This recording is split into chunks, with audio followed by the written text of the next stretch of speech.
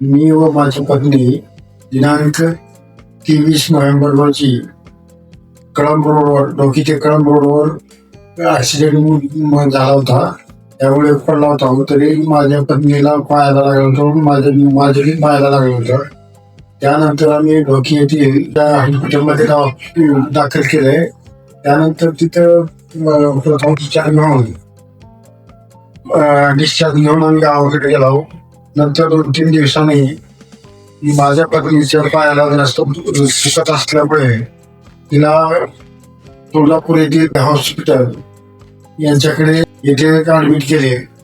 त्यानंतर अचानक 27 तारखेला ऍडमिट केले व 27 नंतर 30 तारखेला सकाळी अचानक दात घासताना माझी पत्नी ही अचानक बेशुद्ध अवस्थेत दवाखान्यात झाली व तिचं हृदय काम करण्यात गेलं. त्यानंतर हॉस्पिटल तुळजापूर येथे नेले व तिथं हृदय चालू करून नंतर तिथल्या डॉक्टरने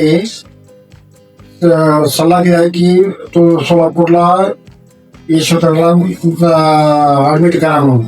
नंतर तिथून फोन करून यशोधराची गाडी बोलवून घेऊन त्या गाडी ॲम्ब्युलन्समध्ये यशोधरा हॉस्पिटलमध्ये ऍडमिट करण्यास आणले व नंतर माझ्या पत्नीचे हृदय काम करीत नव्हते.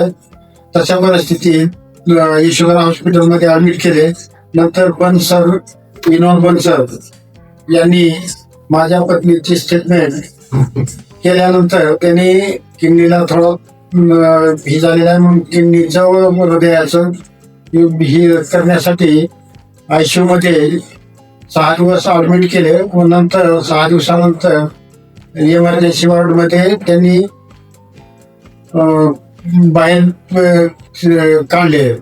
त्यानंतर 10-12 दिवस जनरल वॉर्डमध्ये ठेवले होते.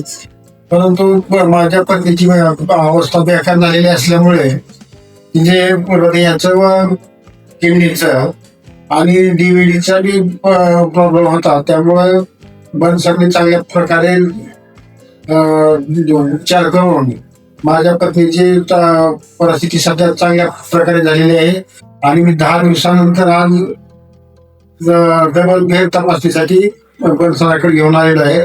तर माझी पत्नी एकदम चांगल्या प्रकारे झालेली आहे. त्याबद्दल येथील यशोधरा हॉस्पिटलचे व बनसरांचे आम्ही आभार.